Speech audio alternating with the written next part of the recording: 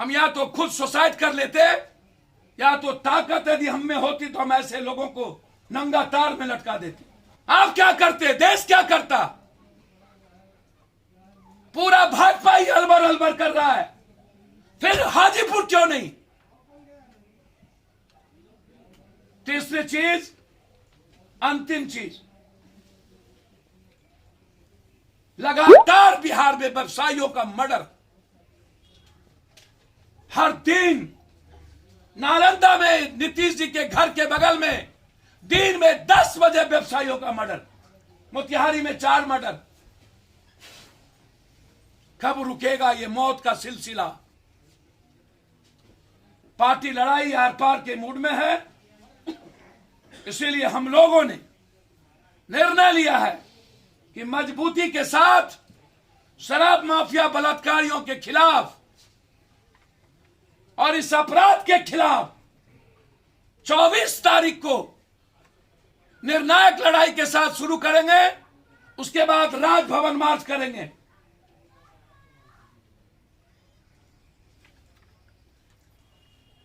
भाजपा को गाली गलौज देने से पहले जरूरत है नीतीश जी से आप इस्तीफा वापिस लो। आपके आंख में पानी नहीं है, सर्व से मर गया। भाजपाइयों के को आंख का पानी बेहुद्दा शर्मिंदा। घटक दल में रहोगे और गाली दोगे तो शराब के सवाल पर समर्थन वापस लो, चुनाव की तैयारी करो।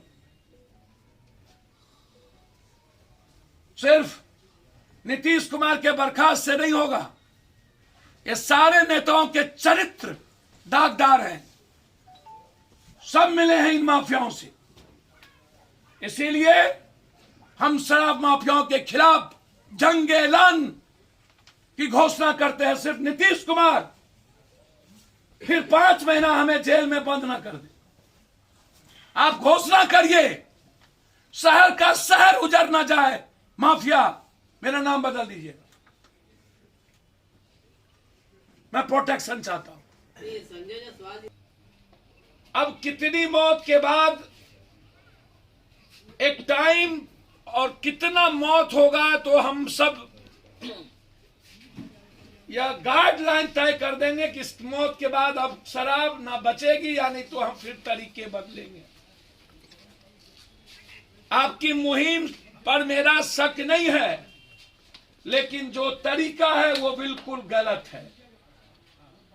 जिद पर हम नहीं कुछ कर सकते। हाई कोर्ट ने गुहार लगाई है सुप्रीम कोर्ट से कि शराब के कारण अत्यधिक भार पड़ चुका है। सुप्रीम कोर्ट ने स्पष्ट कहा है कि आप कानून गलत बनाते जाएं और मैं बेल रिजेक्ट करता जाऊं।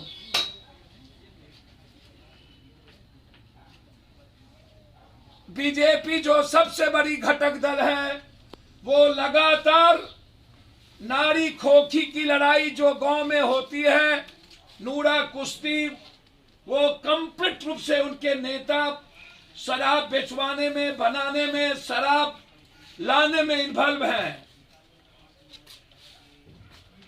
4 दर्जन से अधिक बीजेपी के नेता शराब पीने में, बेचवाने में, शराब पीने में पकड़ा चुके हैं।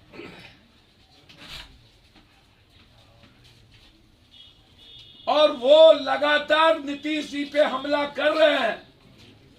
तो एक तरफ सुप्रीम कोर्ट, दूसरे तरफ हाई कोर्ट, तीसरे तरफ उसके घटक दल का नेता।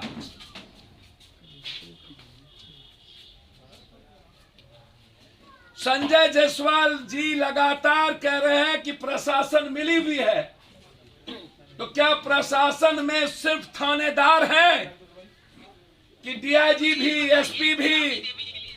जो प्रभारी मंत्री हैं वो बीजेपी के नहीं हैं, जिनको जांच करने की जिम्मेदारी दी गई है?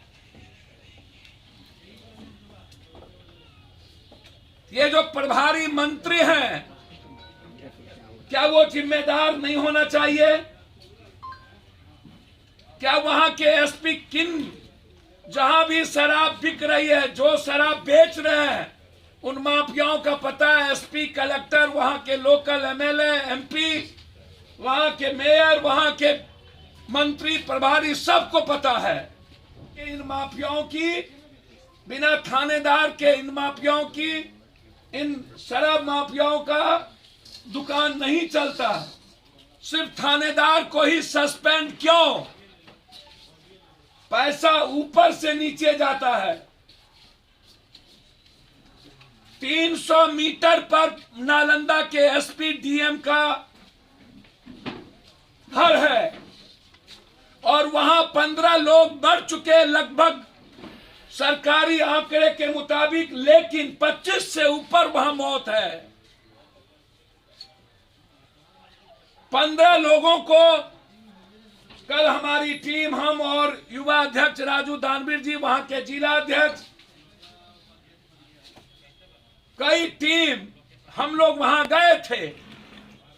लगभग 13 परिवार को 20-20 हजार रुपया हम लोगों ने, 10-10 हजार रुपया हाथ में, 10 हजार रुपया उसके अकाउंट में।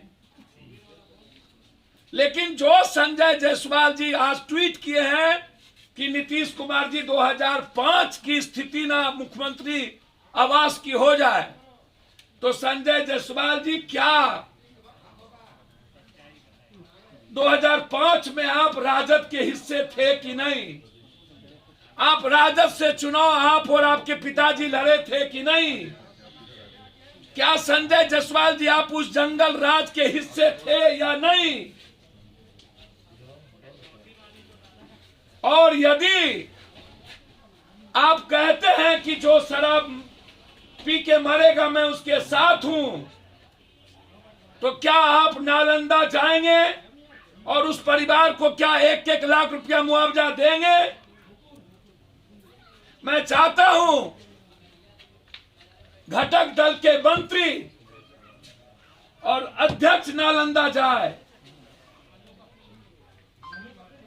सबसे ज्यादा बिहार में जहरीली शराब और उसकी फैक्ट्री कहीं है तो वो नालंदा, सोसरा और हरनौत में पूरा का पूरा इलाके का बंदरबांट।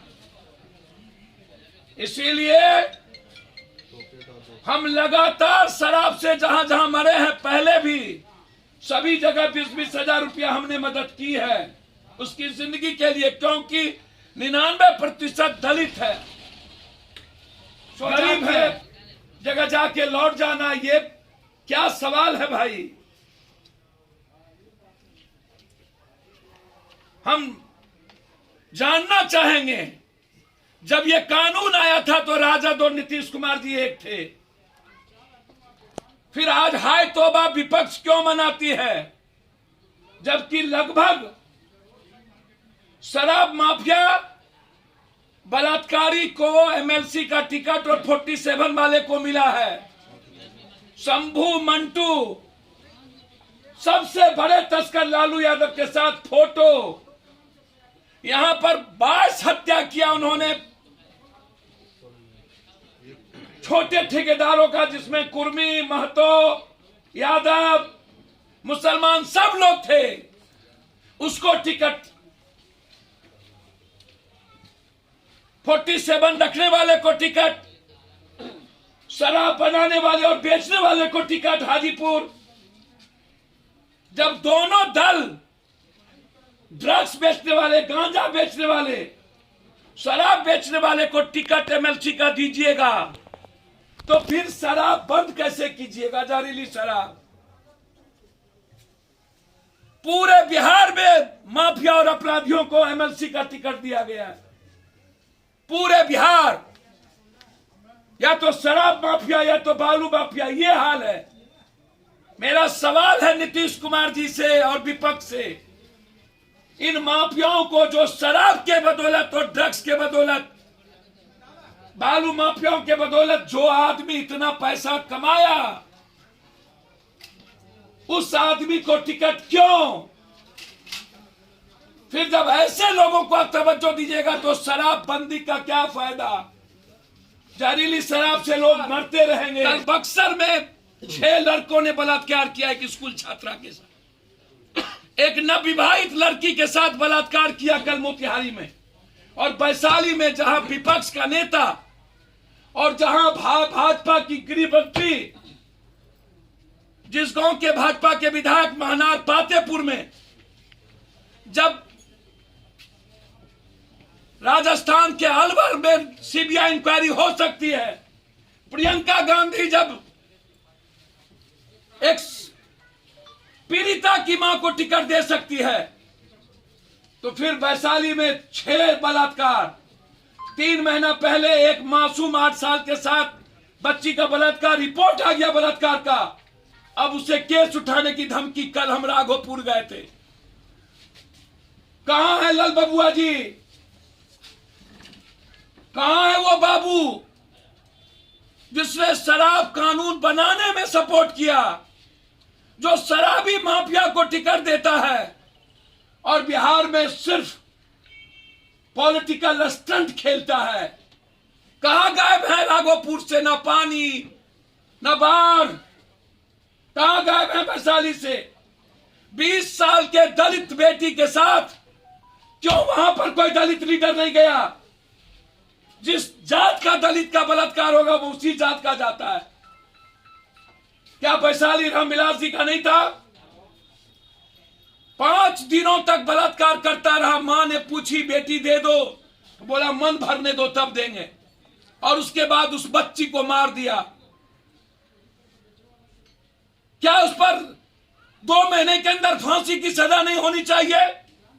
क्यों भाजपा के लोग चुप हैं?